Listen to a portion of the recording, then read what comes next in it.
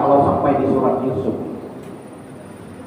Nah, tapi kembali ke ayat ini mulailah azab Allah timpakan, tujuannya untuk menginsafkan Fir'aun dan kaumnya. Di ayat 30 itu, walaqad atasna ala fir'auna bisini, dan sungguh kami telah menimpakan siksa kepada keluarga atau kaum Fir'aun bisini dengan tahun-tahun kemarau yang panjang. Lalu kemudian akibatnya berikutnya adalah wanaqsin minas samarat, dan kekurangan buah-buahan, hasil tanam-tanaman karena kemarau panjang itu sangat berkurang. Apa tujuan Allah? Nah, ini kita sedikit menghayati makna kehidupan yang Allah tampilkan. Jadi ketika ujian itu datang, salah satu tujuannya adalah la'allahum yadhakkarun. Mudah-mudahan orang-orang yang tadi bersalah, dia menjadi sadar, balik ke pangkal jalan, istilah. Kalau tahu kita salah, kalau Allah timpakan satu musibah, itu artinya Allah sedang memberikan pengajaran kepada kita supaya kita balik ke pangkal jalan. Jangan terus berada di jalan itu, di jalan yang salah. Nah, sebagaimana Allah menimpakan azab kepada orang-orang kaumnya Fir'aun, tujuannya tidak lain la'allahum yadhakkarun, agar mereka ingat kembali bahwa mereka itu sudah salah. Itu tujuan. Ini yang digambarkan di ayat 130. Kita lanjutkan ke ayat 131. Nah, kalau kita mau, ya artinya tahun-tahun panjang itu berlalu. Setelah sekian, kemudian kondisi menjadi normal kembali di Mesir itu. Lalu kemudian kehidupan menjadi makmur kembali. Nah, di ayat 131 itu lanjutannya. Bismillahirrahmanirrahim. Fa idza ja'atuhumul hasanah qalu lana hazihi. Nah, ini menarik ayat ini bilang. Ketika tahun-tahun panjang, musim-musim berat, paceklik itu sudah selesai, berlalu, kehidupan menjadi normal kembali. Ternyata orang-orang Fir'aun dan kaumnya itu justru nggak ngambil pelajaran. Ini terungkap dari ucapan mereka berikut. Faiza ja'atkumul hasan, apabila datang kembali kepada mereka kebaikan. Ini tafsirnya makna kebaikan itu kehidupan normal, makmur kembali. Ya, model kita kemarin mungkin karena COVID semuanya serba susah. Tapi kehidupan ketika normal kembali, kita nggak dapat mengambil pelajaran apapun, tidak belajar dari kejadian, tidak memperbaiki diri. Nah, kaum Fir'aun begitu juga. Ketika kehidupan normal, fa idza ja'atkumul hasanah, ketika datang kembali kehidupan yang baik-baik, kemakmuran, rezeki melimpah dan segala macam, apa yang mereka katakan? Qalu lana hazihi. Mereka berkata, ini memang karena hebatnya kami. Lana hazihi. Kalau bahasa terjemahannya, bagi kami ini. Tapi maknanya adalah, ya hari ini kami makmur, tidak ada Tuhan campur tangan di situ. Karena memang kami berusaha, karena kami membangun teknologi, karena kami berbuat yang sebaik-baiknya yang bisa kami usahakan. Jadi ternyata azab yang Allah turunkan dulu nggak membuat mereka menjadi memperbaiki diri. Tetap saja teguh dengan kesombongan. Nah, ini pelajarannya buat kita. Ini pelajarannya buat kita. Seharusnya apa yang dikatakan oleh Al-Quran, semua yang terjadi di alam semesta ini adalah berdasarkan takdir iradat Allah dan penuh dengan hikmah. Tapi orang-orang Fir'aun menjawab, lana hazihi. Kalau hari ini kami hidup makmur, kami berkecukupan, kami memiliki segalanya, ini karena memang kami hebat. Semuanya karena ilmu pengetahuan kami dan segala macam. Jadi nggak ada Tuhan di situ. Jadi walaupun ini cerita ya 1300 tahun yang lalu, tapi akidah seperti ini kan masih sama. Sebagian kita juga begitu. Ketika musibah datang, ya kita tolong memohon kepada Allah. Saat itu doa muncul. Tapi ketika musibah lepas, selesailah sudah Tuhan. Nah, yang terjadi pada kaum Fir'aun seperti itu. Begitu musibah kemarau panjang selesai, kehidupan normal kembali, mereka bilang lana hasil. Ya ini karena hebatnya kami bisa mengatasi itu. Jadi nggak ada campur tangan Tuhan, nggak ada Allah di situ. Tapi sebaliknya, nah ini bukan sikap yang baik dan ini patut menjadi pelajaran bagi kita. Wa in tusibhum sayi'atun yattayyaru bi Musa wa man ma'ah. Tapi ketika musibah datang menimpa mereka, kecelakaan datang menimpa mereka, azab datang menimpa mereka, kaum Fir'aun itu, apa yang mereka katakan? Yattayyaru bi Musa wa ma'ah. Yattayyaru ini mereka menimpakan kesalahan dan kesialan. Nah, ini saya harus cerita panjang berkaitan dengan kata tayyara. Dari bahasa Arab itu, tayyara itu juga muncul kata ta'ir, tuyur. Kalau burung dalam bahasa Arab, ta'ir, burung, dari kata tayyara. Pesawat terbang, ta'irah, pesawat terbang, ta'irah. Jadi semua yang berakar kata dari terbang itu dari kata tayyara. Nah, kenapa kita terjemahkan menyalahkan orang, menimpakan kesalahan pada orang? Nah, Bapak Ibu yang saya muliakan, ini budaya Arab. Jadi budaya Arab itu juga sebagaimana budaya bangsa-bangsa kuno, itu kepercayaan tahayul itu tinggi. Yang enggak Arab, enggak kita. Pastilah kepercayaan kepada hal-hal yang mistik, tapi enggak benar, itu ada. Nah, salah satunya adalah begini. Ini saya bacakan agak teks kitab ini. Baru kita pelajari apa yang menjadi kebudayaan orang Arab. Faja'al Islam binahi anit tatayyur wa tasya'ur bima yasma' min sawti ta'iri makana wa ala ayyi halin kan.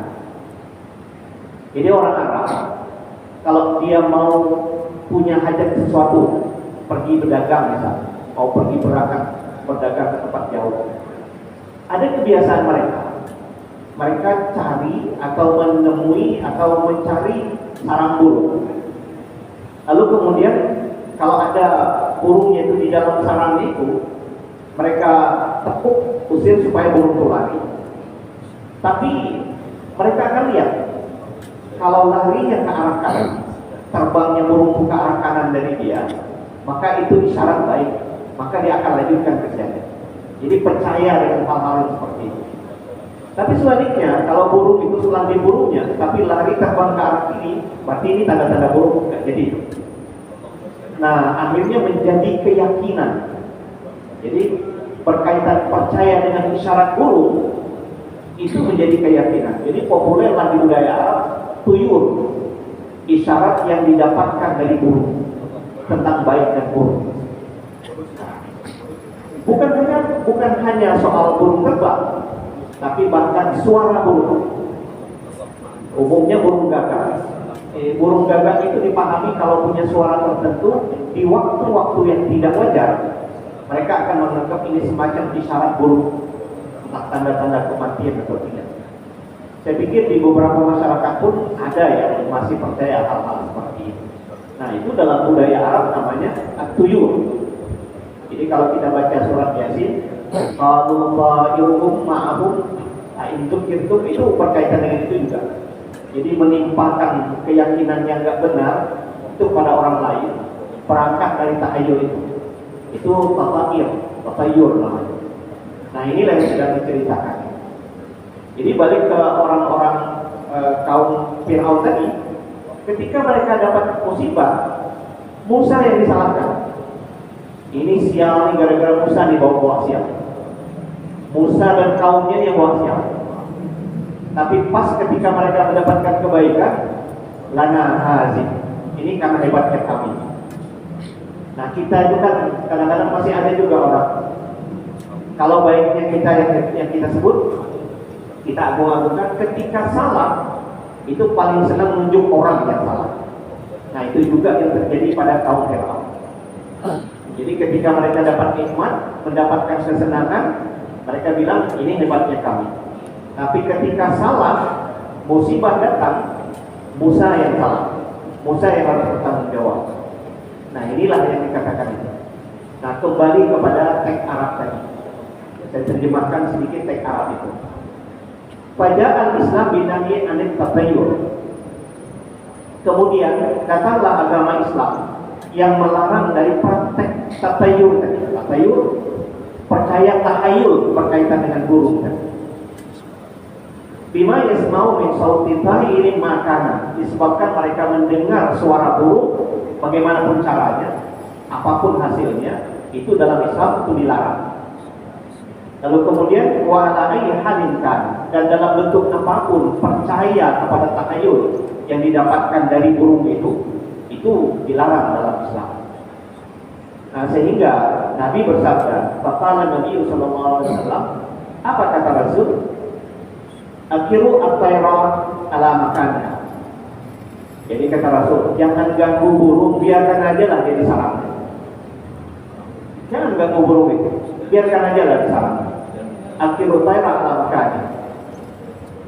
Nah kenapa hadis ini sampai muncul? Dalam kitab ini dijelaskan, wadzalika inna katsiran min ahli jahiliyah kana idza arada al-haja at-tayr fi waqtiha fataqarraha fanakharaha. Dulu orang-orang jahiliyah itu apabila mereka ingin punya keinginan sesuatu, punya hajat terhadap sesuatu, mereka datangi burung di dalam sarangnya, wanakharaha, dan mereka usir burung itu, seperti yang kita katakan tadi. Lalu kemudian faida asadat datan yamin, maka jika burung itu terbang ke arah kanan, maka orang itu akan melanjutkan apa yang menjadi keinginannya. Artinya dia mendapat isyarat baik karena burung itu terbang ke arah kanan. Wahada huwa naim, istilah ini mereka sebut an-naim. Jadi burung terbang dari sarangnya ketika diburu ke arah kanan, itu istilah orang Arab jahiliyah itu an-naim namanya. Wa in akhadhat dzat asy-syimal raja'a, tapi jika burung itu terbangnya ke arah kiri ketika diburu, raja'a, mereka nggak jadi mewujudkan itu. Ini pertanda nggak baik, kira-kira pertanda nggak baik. Wahada huwal bari, ini istilah mereka disebut al-bari, indah. Akibatnya, padahal Nabi sallallahu alaihi wasallam ahada, maka Nabi melarang praktek seperti ini. Lewat sabda beliau, akhiru at-tayra ala makaniha, biarkan burung itu berada di sarangnya, jangan diganggu-ganggu, jangan diusir-usir. Nah ini kaitannya dengan tadi. Dan itu menjadi budaya, menjadi budaya di bangsa Arab waktu itu. Nah, tapi yang menjadi masalah dalam ayat ini adalah kita menimpakan kesialan ketika datang sialnya kepada kita, datang nggak baiknya, kesalahan itu kita timpakan pada orang lain. Nggak pernah kita mengoreksi diri sendiri. Nah, ayat ini sedang mengajarkan kita, walaupun ceritanya berkaitan dengan Fir'aun dan kaumnya, tapi sesungguhnya ayat ini sedang mengajari kita, kalau sesuatu itu nggak baik menimpa kita, jangan dulu nuduh orang. Cari pada diri kita ini, jangan-jangan ada yang salah pada kita. Kembali, wa in tusibhum sayyi'atun yatayyaru bi Musa wa man. Jika kaum Fir'aun itu ditimpa oleh musibah, bencana, sesuatu yang tidak menyenangkan, mereka menimpakan kesalahan itu kepada Musa wa man ma'ah, dan orang-orang yang beriman kepada Musa. Jadi kaum Musa itu dijadikan tumbal, ditimpa kesalahan. Nah, apa jawaban Quran? Nah, ini yang menjadi pelajaran bagi kita. Ala innama qa'iruhum indallah. Ketahuilah, nasib sialkah namanya kata kita, sesuatu yang burukkah yang terjadi pada kita, itu sesungguhnya semuanya terjadi berdasarkan takdir Allah. Nah ini akidah nih, ini akidah. Jadi Quran mengajarkan apapun yang terjadi di alam semesta ini, termasuk yang terjadi pada diri kita, itu tidak akan pernah lepas dari izin dan takdir Allah Subhanahu wa Ta'ala. Jadi jangan nyala-nyalakan orang. Habis itulah kita bersikap. Bagaimana kemudian kalau musibah datang, bagaimana kita menangani itu dengan kesabaran. Jika nikmat datang, bagaimana kita menangani itu dengan kesyukuran. Itu yang diajarkan oleh Al-Quran. Tapi ayat ini mengingatkan innama qa'iruhum indallah. Sesungguhnya musibah yang datang kepada mereka, sesuatu yang tak baik yang menimpa mereka, indallah, semua ketetapannya itu ada di sisi Allah. Semuanya berdasarkan takdir Allah. Nah ini ayat akidah mengajarkan kepada kita tentang akidah. Walakinna aktsarahum la ya'lamun. Akan tetapi kata Quran, kebanyakan mereka, kebanyakan manusia nggak yakin dengan hal-hal yang seperti ini. Mereka nggak tahu, nggak paham, nggak yakin dengan hal-hal yang seperti ini. Sekali lagi, ini akidah yang perlu kita pahami. Apapun yang terjadi pada kita, itu semuanya adalah atas izin dan takdir dari Allah Subhanahu wa Ta'ala. Tidak karena makhluk. Walaupun mungkin secara zahir nampak ya, makhluk ya betul. Kalau orang misalnya ditimpa beton, ya nampak beton itu. Itu zahirnya boleh seperti itu. Tapi titik pangkalnya dia terjadi semua atas takdir dan izin Allah. Nah ini yang dikatakan Al-Quran. Innama qa'iruhum indallah. Semua yang baik, yang buruk yang terjadi pada orang Bani Israel atau orang-orang Musa, orang-orang Fir'aun waktu itu semuanya didasarkan pada ketetapan dan takdir Allah. Walakinna aktsarahum la ya'lamun. Akan tetapi kebanyakan mereka nggak paham, nggak tahu akan hal-hal yang seperti ini.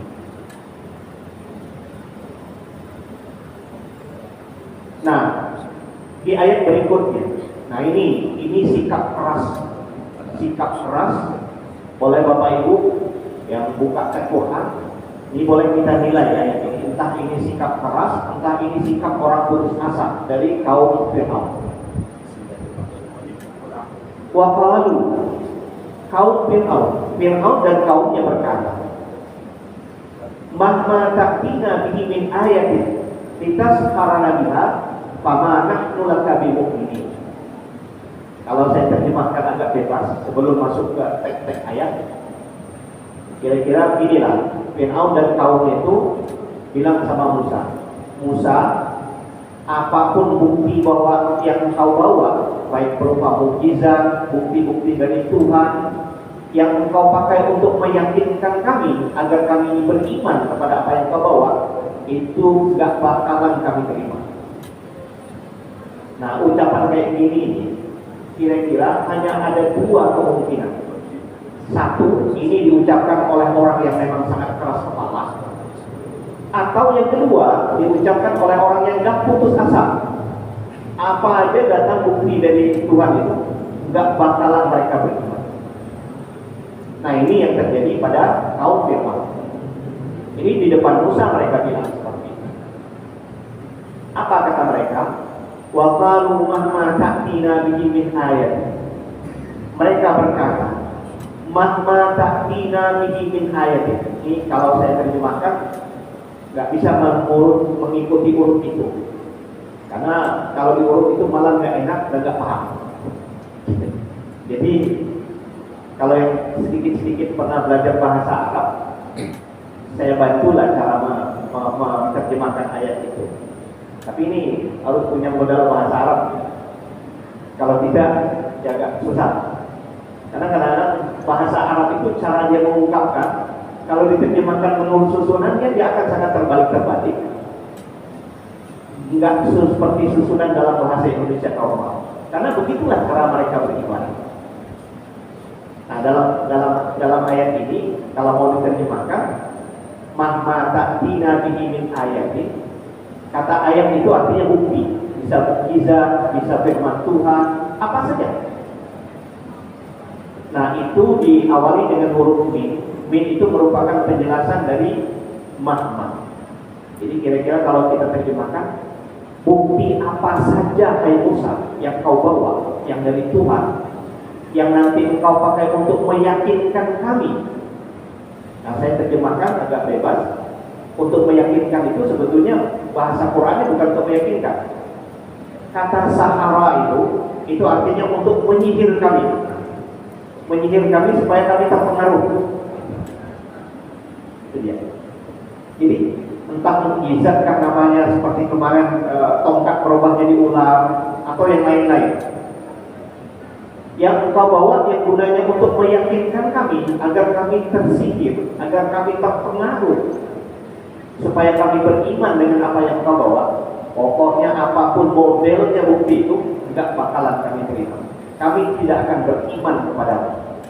Nah, begitu keras kepalanya orang-orang Fir'aun itu. Fama nahnu laka bimu'minin. Pokoknya kami tidak akan pernah mau beriman kepadamu ya Musa. Nah, itu makanya kata para ulama yang kayak gini ngomong, ini hanya ada dua kemungkinan. Orang yang sudah hatinya sudah keras seperti batu, atau memang orang sudah putus asa, yang nggak mau lagi nerima nasihat. Nah, apa akibatnya? Kalau tadi udah dua, Allah turunkan masa paceklik yang panjang, kekurangan hasil-hasil tanaman. Ternyata itu tak berubah sikap kaum Fir'aun dan Fir'aun itu sendiri. Lalu berikutnya, dalam ayat berikut ini, Tuhan kirimkan lagi azab berikutnya.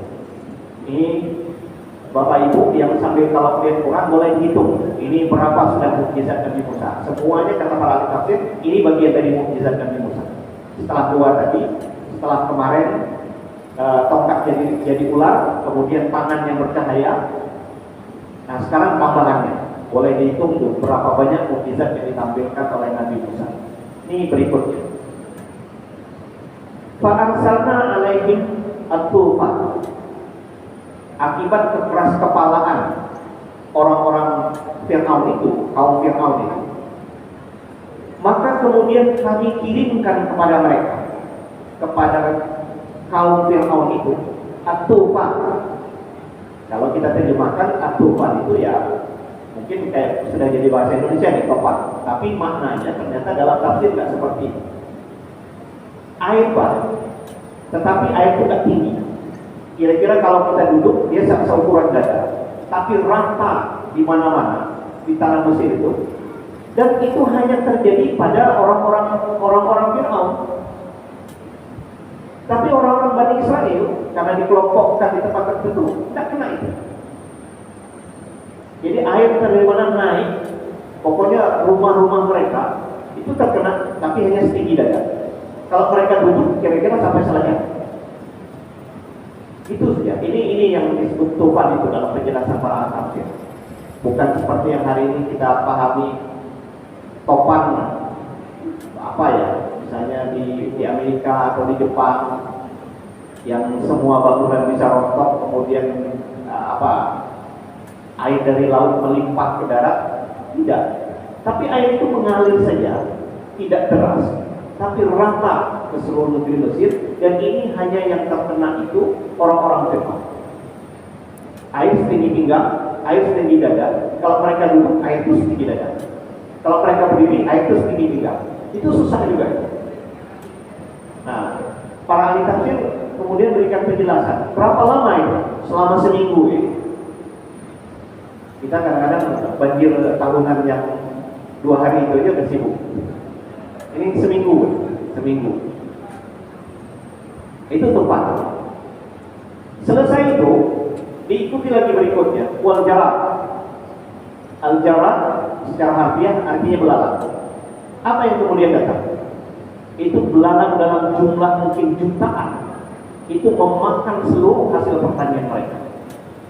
Dulu beberapa waktu yang lalu kita sempat diberitakan di sebuah daerah di Afrika itu juga serbuan hama belalang. Dan dari mana datang ya, itu habis. Nah, ini juga yang terjadi.